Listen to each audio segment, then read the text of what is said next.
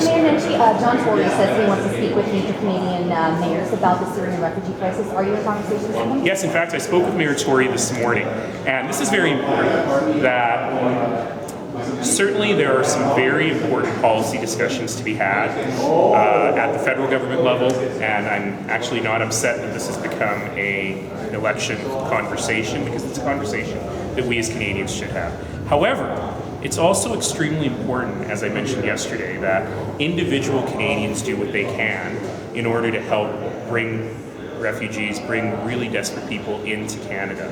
And so Mayor Tory has for some months now been assisting Lifeline Syria in helping find people in the community who are willing to do the sponsorship, who are willing to make the groups of 5 to bring Syrian refugees here. And I really encourage Calgarians to do that. The Mennonite Central Committee here in Calgary has been doing great work, as have others. But I really encourage Calgarians who want to help, and I know a lot of Calgarians want to help within the context of the current policy, to reach out to Lifeline Syria, to reach out to the Mennonite Central Committee, and let's bring more and more people to this city. This has always been a city of welcome, it's always been a city of sanctuary, and I'd like to see even more of that happening, and we'll do what we can at the City of Calgary to help with that.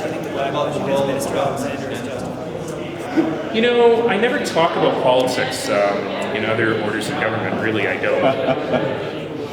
Here's the issue, and I think what we're really seeing is that Canadians are not only a compassionate people, but the stories we tell ourselves about who we are as a community are stories of sanctuary and stories of refuge.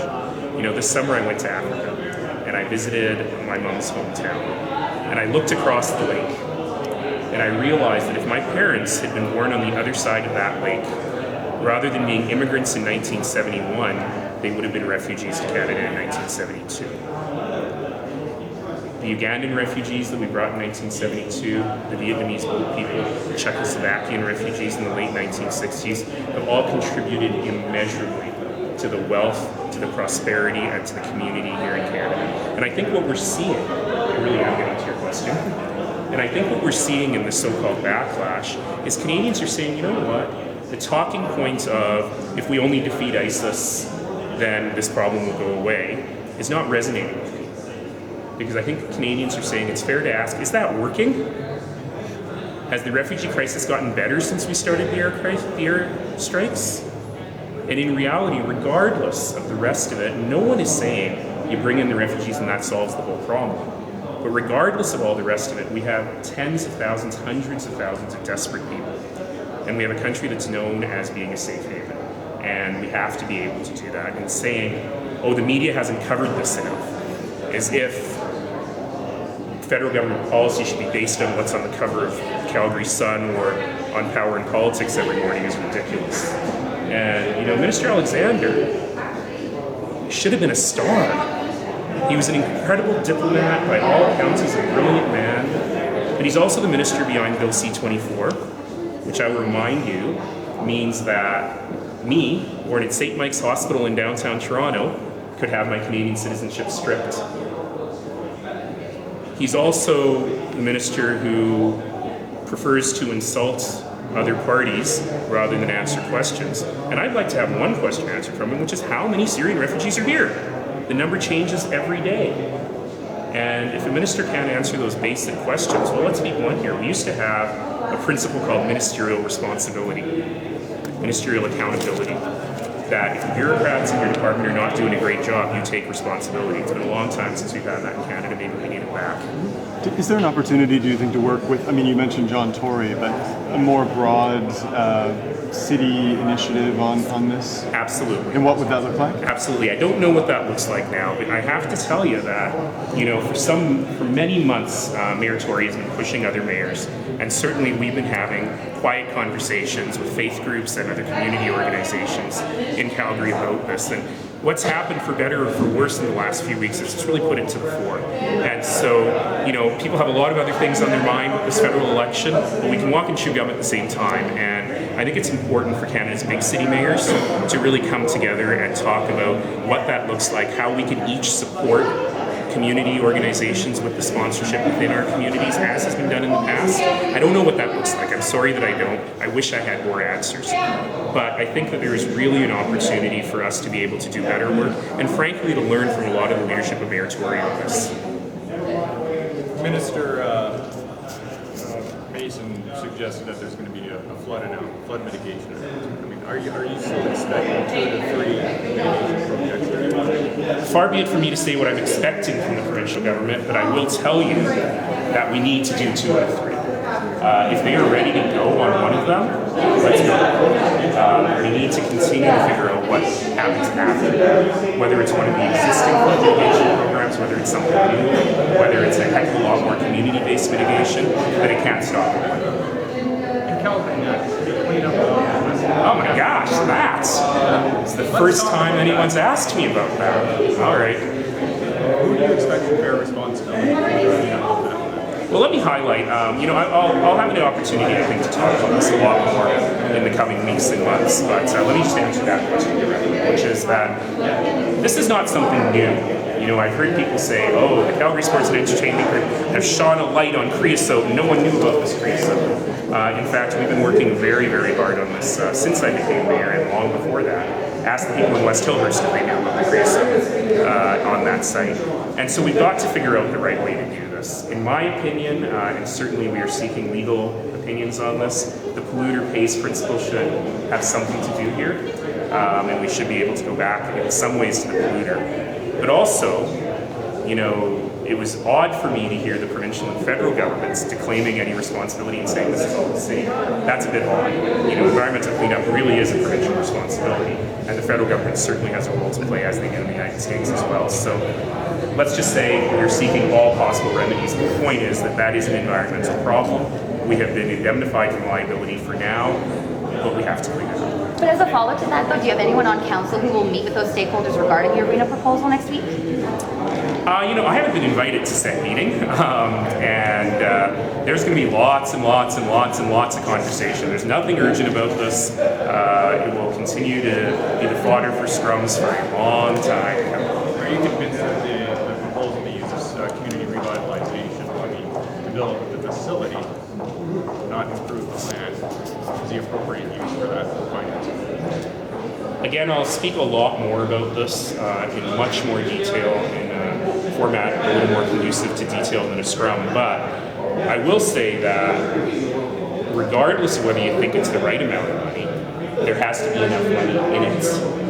And so in the case of the East Village, as you know, spending about $300 million from community revitalization money has led to multi-billion dollars of private investment. In this case, if that cleanup costs upwards of $300 million, but forecasts are that there is only $200 million or $250 million out of the levy, and so hypothetically here, there's no money left over to build the facilities. So I think that's an important thing to understand. The other important thing to understand is the nature of the community revitalization levy. Some folks have said that, well, if you build that, the property taxes from that area will help the city so much and it'll be a giant economic benefit. But actually, the community revitalization levy tool prevents you from getting any economic benefit, because it means any uplift in taxes goes straight into the project.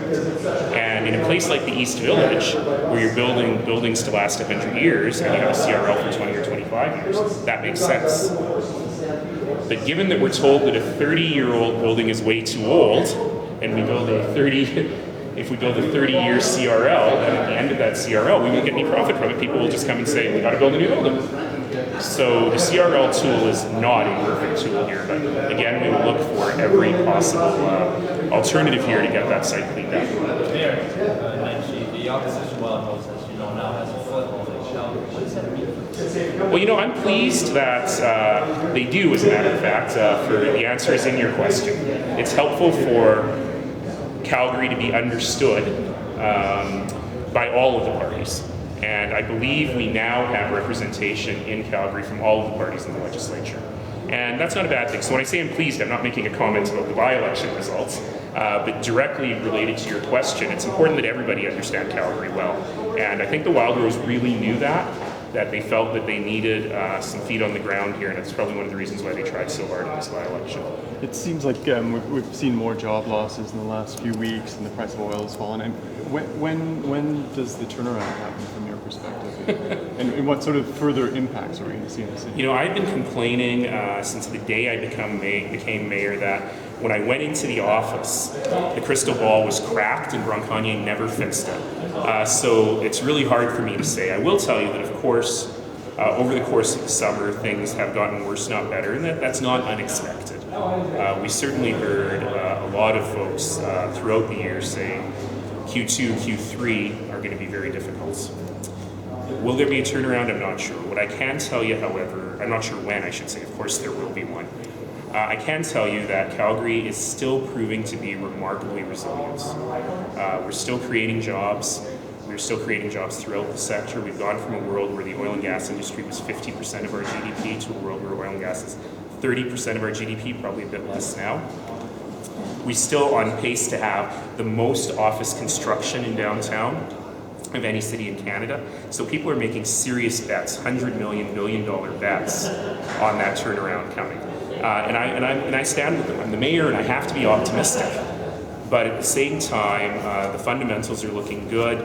People are telling me that a lot of money is just waiting. People are either waiting for bargains to come up or for turnaround to happen. And so fundamentally, I'm optimistic in the long run. And what we're really seeing is people still want to live here. You know, 2014 was, as you recall, the third largest population growth in Calgary's history. And certainly talking to people on the street, we haven't seen that abating very much. One last question, folks. Is there an Olympic bid in 2026? What? Yeah, they asked me to ask you that. How about a real question? Can we get a real question? I'll take that one and then I'll take one more. Thank you. Of course, all possibilities remain open at all times. I think the reason behind that question is some people are saying, oh, this whole CalgaryNEXT proposal is a stalking horse for an Olympic bid. That is not true. This many people Okay, I'll have take lost their this. jobs over the last little while. Is this the time for the government to start spending money on infrastructure? They're trying to employ some of those people. I'm going to say stay tuned because I think that we need to have that conversation very seriously here over the next few weeks. Today's announcement, for example, is something I'd really love to see accelerated. You know, our plans to build those 4 BRT lines stretch out over many years. And so I've asked the city administration the question, what would it take to accelerate all of that, to build more stuff now? What support do you need? You know, silly questions like, do we have enough real estate lawyers to be able to do this? What happens if I beef up the real estate lawyers so that we can move forward on this? That sort of thing. I personally believe that the city's cash situation is such that we can afford to borrow against our own reserves and build stuff more quickly. Whether or not you believe that provides economic stimulus, another important question is, if stuff's cheap now, if labor and materials are cheap now, let's get the stuff we know we're going to build anyway built, especially in this interest rate environment. So I'm certainly in favor of that. The question remains if we have the capacity to actually do it. The City of Edmonton is introducing rideshare rules today, I believe. I haven't seen them yet, but yes, I do know that. With the threat of Uber not threat, sorry. With Uber, Prospect. The prospect of Uber, a new rideshare company entering the market, what is Calgary doing to be proactive? As a matter of fact, our Taxi Limousine Advisory Commission has been working very hard on this for some time.